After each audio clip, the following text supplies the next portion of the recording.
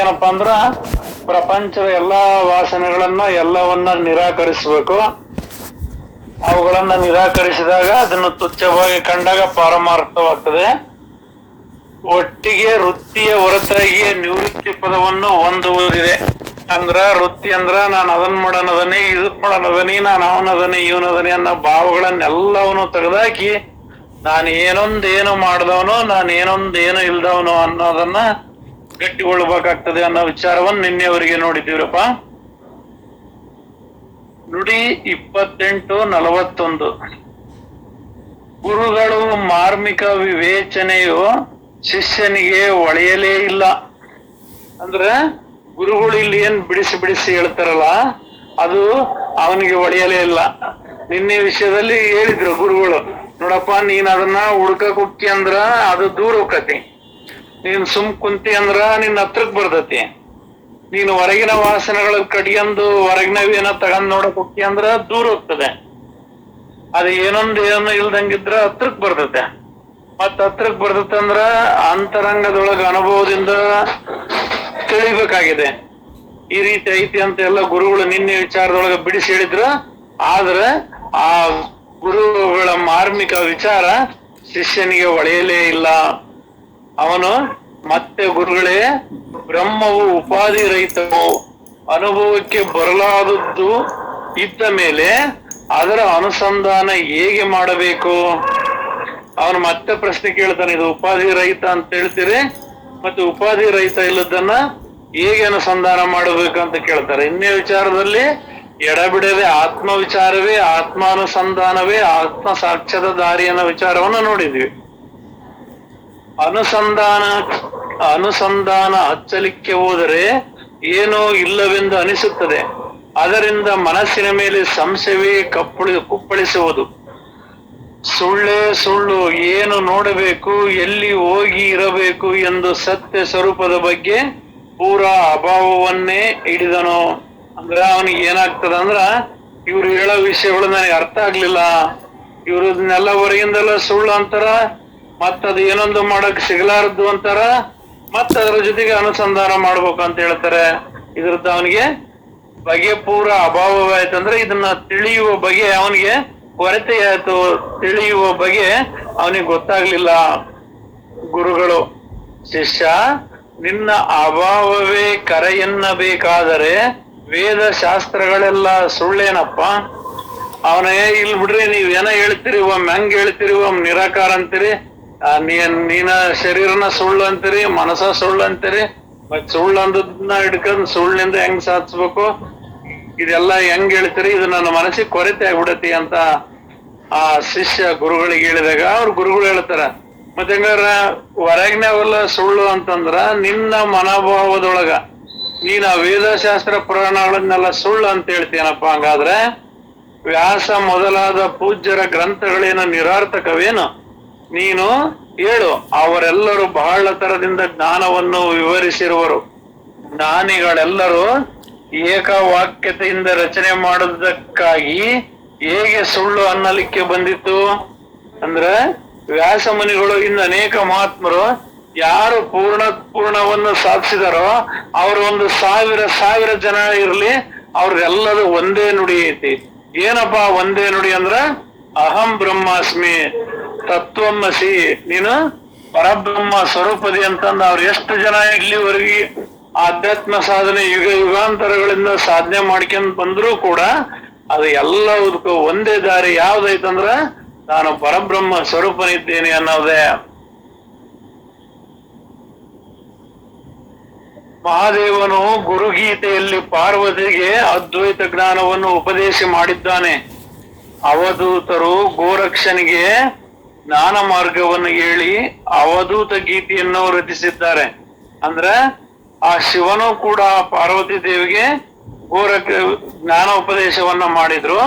ಮತ್ತೆ ಅವಧೂತರು ಗೋರಕ್ಷನಿಗೆ ಜ್ಞಾನ ಮಾರ್ಗವನ್ನು ಹೇಳಿ ಅವಧೂತ ಗೀತೆಯನ್ನ ರಚಿಸಿದ್ದಾರೆ. ವಿಷ್ಣುವು ರಾಜಹಂಸ ರೂಪದಿಂದ ಬ್ರಹ್ಮದೇವನಿಗೆ ಉಪದೇಶ ಮಾಡಿದುದು ಹಂಸಗೀತೆಯಾಗಿದೆ. ಅಂದ್ರೆ ಇಲ್ಲಿ ಯಾರ್ಯಾರು ಒಬ್ಬೊಬ್ರು ಒಂದೊಂದು ರೀತಿಯಲ್ಲಿ ಯಾವ್ಯಾವ ರೀತಿ ಉಪದೇಶವನ್ನು ಮಾಡಿದಾರೋ ಅದಕ್ಕೆ ಒಂದೊಂದು ರೀತಿ ಹೆಸರು ಹೇಳಿದ್ದಾರೆ. ಭಗವಂತನೇ ಅದನ್ನ ಸಾಕ್ಷಾತ್ ಹೇಳಿರುವನು. ಬ್ರಹ್ಮದೇವನು ನಾರದನಿಗೆ ಚತುಶ್ಲೋಕಿ ಭಾಗವತ ಓದವನ್ನು ಉಪದೇಶಿಸಿದನು. ಬ್ರಹ್ಮದೇವನು ಆ ವಿಷ್ಣುವಿನ ಕೂಡ ಅವನು ಉಪದೇಶ ರಾಜಹಂಸ ರೂಪದಿಂದ ಇದನ್ನು ಉಪದೇಶವನ್ನು ಮಾಡ್ಕೊಂಡ.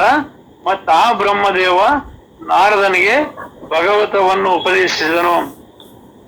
ಅದೇ ಮುಂದೆ ವ್ಯಾಸರ ಮುಖದಿಂದ ವಿಸ್ತಾರವಾಯಿತು. ವಸಿಷ್ಠ ಋಷಿಯು ಶ್ರೀರಾಮಚಂದ್ರನಿಗೆ ಯೋಗ ವಾಸಿಷ್ಠವನ್ನು ನಿರೂಪಿಸಿದರು ಮತ್ತು ಕೃಷ್ಣನು ಅರ್ಜುನನಿಗೆ ಸಪ್ತ ಶ್ಲೋಕಿ ಗೀತೆಯನ್ನು ಹೇಳಿದನು. ಹೀಗೆ ಅದ್ವೈತ ಗ್ರಂಥ ವಿಸ್ತಾರವನ್ನು ಹೇಳಬೇಕಾದದ್ದು ಎಷ್ಟು ಅಂದ್ರೆ ಅವ್ರು ಹೇಳ್ತಾರೆ, ನಿನ್ ಭಾವನೆ ಬಂದದ್ದೇ ನೀನ್ ನಿಜ ಅನ್ಕಂದ್ ಕುಂದ್ರಬೇಡಪ್ಪ. ಇಲ್ಲಿ ಅನೇಕ ಮಹಾತ್ಮರು ಹೇಳಿದರೆ, ಶ್ರೀಕೃಷ್ಣನು ಅರ್ಜುನನಿಗೆ ಗೀತೆಯನ್ನು ಹೇಳಿದಾನೆ. ವಾಸಿಷ್ಠರು ಯೋಗ ವಾಸಿಷ್ಠ ಎಂಬ ಗ್ರಂಥದ ಮುಖಾಂತರ ಶ್ರೀರಾಮನಿಗೆ ಉಪದೇಶ ಮಾಡಿದ್ದಾರೆ. ಇನ್ನೂ ಇಂಥವ್ರು ಅನೇಕ ಜನ ಉಪದೇಶವನ್ನು ಮಾಡಿದರೆ ಅದು ಎಷ್ಟು ಅಂತ ಹೇಳಿ. ಸಾರಾಂಶ: ಅದ್ವೈತದ ಜ್ಞಾನವನ್ನು ಬಹಳ ಋಷಿಗಳು ಬಹಳ ಹೇಳಿಟ್ಟ ಮೂಲಕ ಅದು ಮೊದಲಿನಿಂದ ಕೊನೆಯವರೆಗೂ ಸತ್ಯವೇ ಇರುವುದು. ಈ ಅದ್ವೈತ ಜ್ಞಾನ ಯಾವುದಿದೆಯಲ್ಲ, ಈ ಪಾರಮಾರ್ಥ ಜ್ಞಾನ, ಇದು ಇಂದಿನಿಂದನೂ ಈಗಿನವರೆಗೂ ಹೇಳ್ಕೊಂತ ಬಂದಿದ್ದಾರೆ. ಪ್ರತಿ ಕಾಲಕ್ಕೂ ಯಾವ ಕಾಲಕ್ಕಾದ್ರೂ ಕೂಡ ಅದು ಸತ್ಯವೇ ಆಗಿರ್ತತಿ. ಆತ್ಮಜ್ಞಾನವು ಸುಳ್ಳೆಂದು ಅಂದರೆ ಅಧೋಗತಿಗೆ ಹೋಗಬೇಕಾಗುವುದು. ಇದು ಆತ್ಮಜ್ಞಾನ ಅನ್ನೋದು ಎಷ್ಟು ಯುಗಗಳು ತೀರಿದು, ಎಷ್ಟು ಲಕ್ಷಾಂತರ ವರ್ಷಗಳಾಗಿ ಹೋಗಿದ್ರು ಕೂಡ ಆ ಆತ್ಮಜ್ಞಾನ, ಆತ್ಮ ಸಾಕ್ಷಾತ್ಕಾರ, ಆ ಸ್ವರೂಪವೇ ನಾನು ಅನ್ನೋದು ಸತ್ಯವಾಗಿ ಇದೆ. ಅದನ್ನ ನೀನೇನಾರ ಸುಳ್ಳು, ಅದು ಎಲ್ಲಿ ಇದೆಲ್ಲಿ ಅನ್ನೋದು ಏನಾರ ನಿನ್ನ ಭಾವದೊಳಗ ಬಂತಂದ್ರ ನೀನು ಅಧೋಗತಿಗೆ ಹೋಗೋದ್ರಲ್ಲಿ ಸಂಶಯವೇ ಇಲ್ಲ. ಬುದ್ಧಿ ಇಲ್ಲದ ಜನರಿಗೆ ಈ ಮಾತು ತಿಳಿಯುವುದಿಲ್ಲ. ಇನ್ನು ಶೇಷನ ಬುದ್ಧಿಯು ಮಂಕುಗೊಂಡು ಹಾಗೂ ಶ್ರುತಿಗೆ ಸಹ ಮೌನ ಧರಿಸಬೇಕಾದ ಸ್ವರೂಪ ಸ್ಥಿತಿಯನ್ನು ಬಲ್ಲತನದಿಂದ ಹೇಳಲಿಕ್ಕೆ ಬರಲಾರದು.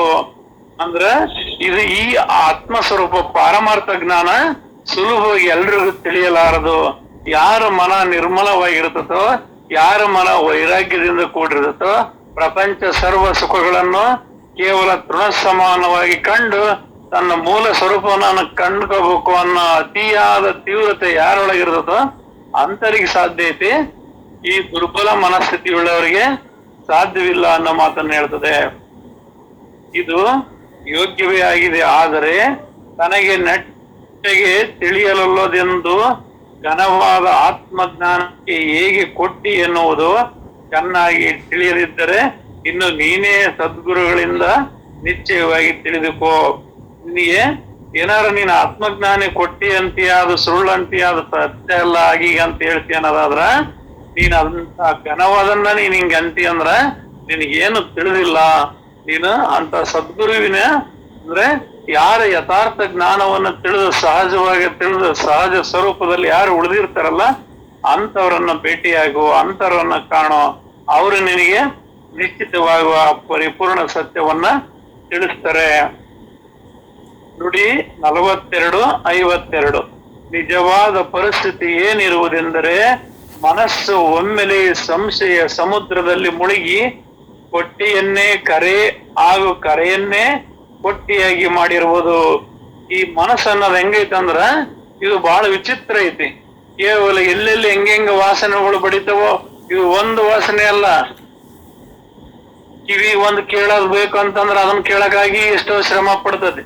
ಒಂದು ನೋಡ್ಬೇಕಂತ ಎಷ್ಟೋ ಶ್ರಮ ಪಡ್ತದೆ. ಒಂದೊಂದು ಇಂದ್ರಿಯಗಳ ಒಂದೊಂದು ಸುಖಕ್ಕ ಇದು ಶ್ರಮ ಪಡ್ದ ಬಯಸ್ತದೆ. ಆ ಸುಖವನ್ನ ಬಯಸಿ ಅದ್ರ ಹಿಂದೆ ಹೋಗ್ತದೆ. ಅದ್ರ ಹಿಂದೆ ಹೋತಂದ್ರ ಇದು ಮುಳುಗಿದಂತೆ.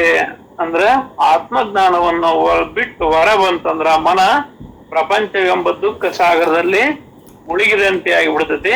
ಇದಕ್ಕೆ ಸರಿ ಯಾವುದು ಅನ್ನೋದು ಗೊತ್ತಾಗಲ್ಲ, ಸತ್ಯ ಯಾವುದು ಅನ್ನೋದು ಗೊತ್ತಾಗಲ್ಲ. ಆ ಸತ್ಯ ವಸ್ತುವನ್ನ ಮಿಥ್ಯ ಅಂತತಿ, ಮಿಥ್ಯ ವಸ್ತುವನ್ನ ಸತ್ಯ ಅಂತತಿ. ಈ ರೀತಿಯ ಕಾಲನ ಮೃತ್ಯಕ್ಕೆ ಬಲಿಯಾಗಿ ಹೋಗ್ತತಿದು. ಮನಸ್ಸಿನಿಗೆ ಕಲ್ಪನೆ ಹಾಕುವುದೇ ರೂಢಿ ಇದ್ದು ತದಾನುಸಾರವಾಗಿ ಅದು ಬ್ರಹ್ಮವನ್ನು ಕಲ್ಪಿಸಕ್ಕೆ ಹೋಗುವುದು. ಆದರೆ ಮನಸ್ಸಿನಿಂದ ಕಲ್ಪಿಸಿದ್ದ ಪರಬ್ರಹ್ಮವಲ್ಲ, ಕಲ್ಪನೆ ಮಾಡಿದ ಫಲವಾಗಿಯೇ ಸಂಶಯವೇ ಅಹಂಕಾರದ ದಾರಿಯಿಂದ ಓಡ ಹತ್ತುವುದು.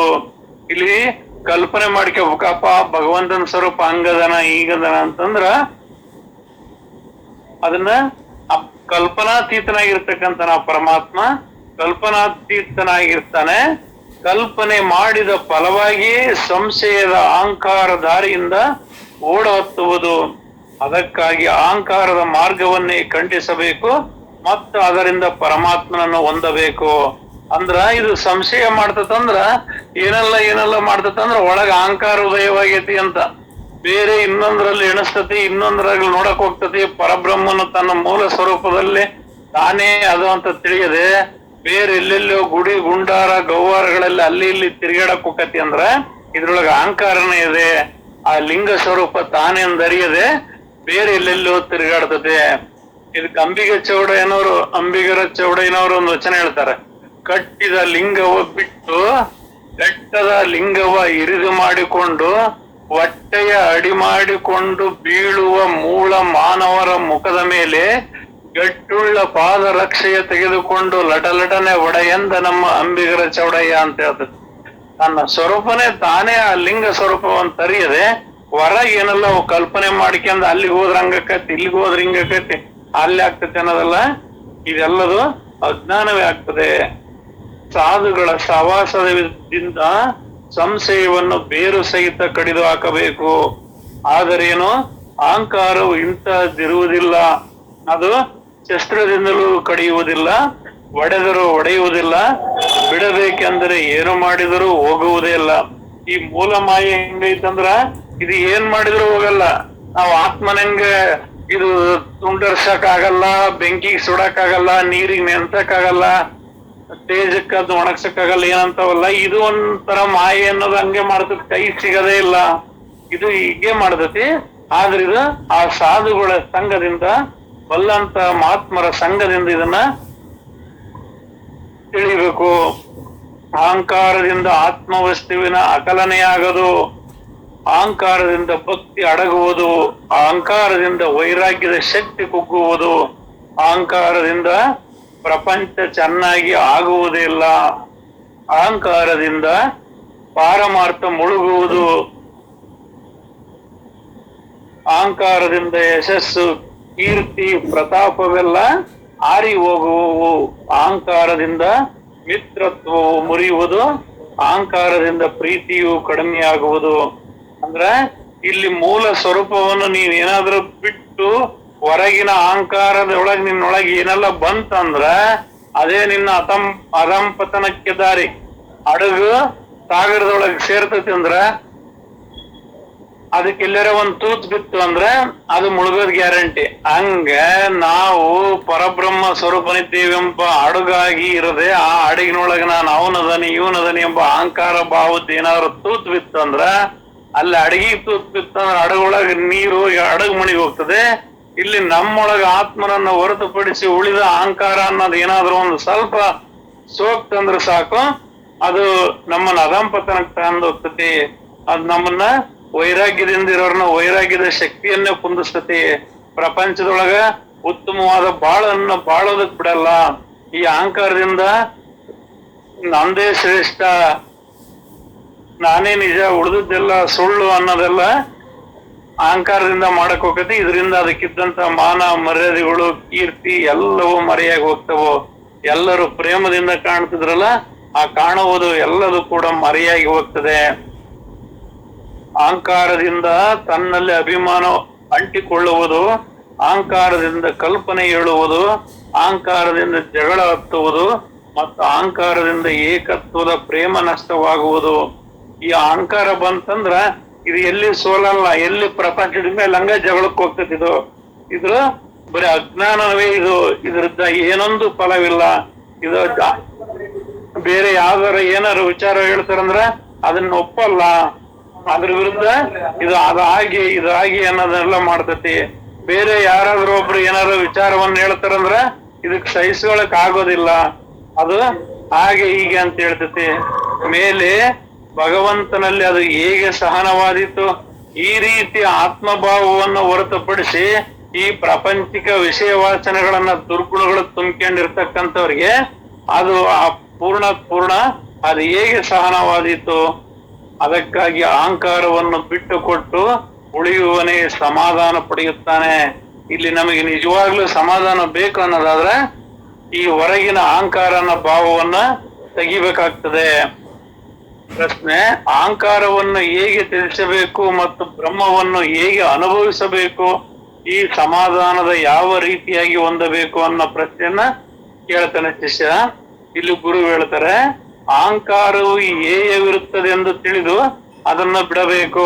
ಇದು ಅಹಂಕಾರ ಅಂದ್ರ ಇದು ಒಂಥರ ಮಲಮೂತ್ರಗಳಿದ್ದಂಗೆ, ಇದು ಹೇಯವಾಗಿರ್ತಕ್ಕಂಥದ್ದು, ದುರ್ಗಂಧಗಳಿಂದ ಕೂಡಿರ್ತಕ್ಕಂಥದ್ದು. ಕೇವಲ ಅಲ್ಲಿ ಏನೊಂದು ಇರಲಾರ್ದು ವಾಸನೆ, ಅಹಂಕಾರ, ಮಮಕಾರ, ಅರಿಷಡ್ ವರ್ಗಗಳು, ಅಷ್ಟಮದಗಳು, ಈ ಮಲಗಳು ಅಂತ ನಾವೇನ್ ಹೇಳ್ತೇವಲ್ಲ, ಮಲತ್ರಯಗಳು ಅಂತ, ಇವುಗಳೆಲ್ಲಂದು ಕೂಡಿ ಅದು ಒಂದು ಹೇಸಿಗೆ ತರ ಇರ್ತತಿ ಅಂತ ತಿಳಿದ್ರು ಮಾತ್ರ ಅದನ್ನ ಬಿಡಕ್ ಬರ್ತತಿ ಅನ್ನೋ ಮಾತನ್ನ ಗುರು ಹೇಳ್ತಾರೆ. ಬ್ರಹ್ಮವನ್ನು ಅದೇ ತಾನಾಗಿ ಅನುಭವಿಸಬೇಕು. ಬಿಡುವ ಮುಂತಾದ ಯಾವುದೂ ಇಲ್ಲದ ನಿಸ್ಸಂಗತಿಯಿಂದ ಸಮಾಧಾನವನ್ನು ಪಡೆಯಬೇಕು. ಇಲ್ಲಿ ಇನ್ನೊಂದು ಮಾತು ಹೇಳ್ತಾರ, ಅದನ್ನ ಹೇಯ ಅಂತ ತಿಳಿ, ಈ ಪ್ರಪಂಚದ ಎಲ್ಲಾ ವಿಷಯ ವಯಸ್ಸುಗಳನ್ನ ಅವು ಕೆಟ್ಟವಂತ ತಿಳಿ, ಆದ್ರೆ ಬ್ರಹ್ಮವನ್ನ ಅದೇ ತಾನಾಗಿ ಅನುಭವಿಸಬೇಕು. ಇಲ್ಲಿ ಬ್ರಹ್ಮ ಇಲ್ಲೇ ಬೇರೆ ಐತಿ, ನಾನೀಗ ದುರ್ಗುಣಗಳನ್ನೆಲ್ಲ ಬಿಟ್ಟದನಿ, ನಾನೀಗ ಆ ಬ್ರಹ್ಮನ್ ಕಡೆಗೆ ಹೋಗ್ಬೇಕು, ಅದನ್ನ ತಿಳಿಬೇಕು ಅಂತೇನಿಲ್ಲ. ಆ ಬ್ರಹ್ಮವೇ ತಾನಾಗಿರೋದು. ಯಾಕಂದ್ರೆ ಆ ಬ್ರಹ್ಮ ಬೇರೆ, ತಾನ್ ಬೇರೆ ಇಲ್ಲ. ಪರಮಾತ್ಮನ ಬೇರೆ, ಜೀವಾತ್ಮನ ಬೇರೆ ಇಲ್ಲ. ತಾಯಿ ಬೇರೆ, ತಾಯಿ ಗರ್ಭದೊಳಗಿನ ಕೂಸು ಬೇರೆ ಇಲ್ಲ.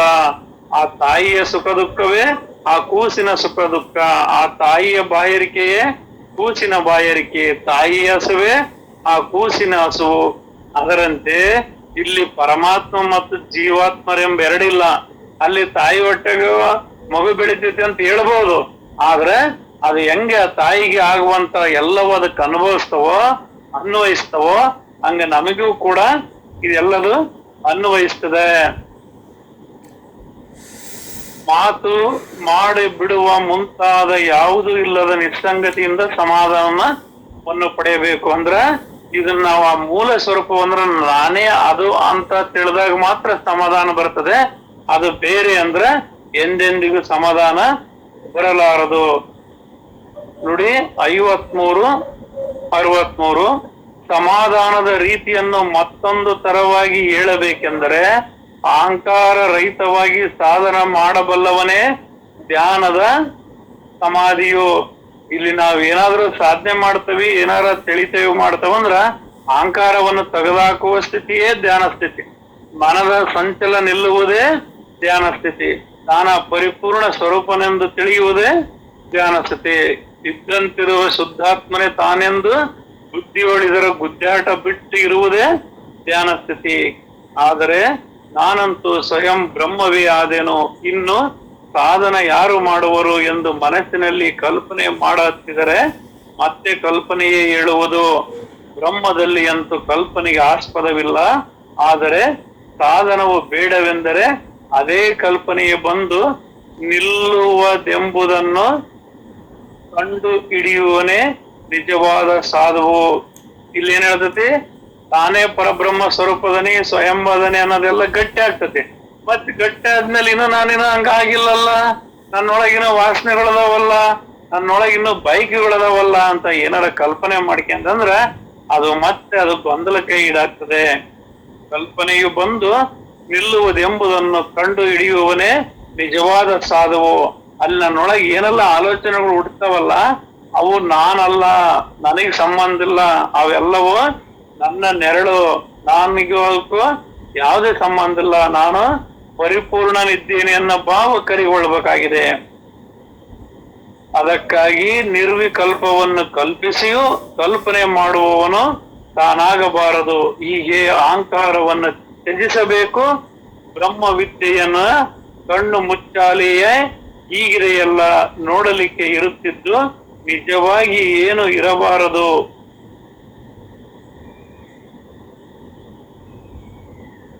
ನಿಜವಾಗಿಯೂ ಏನು ಇರಬಾರದು.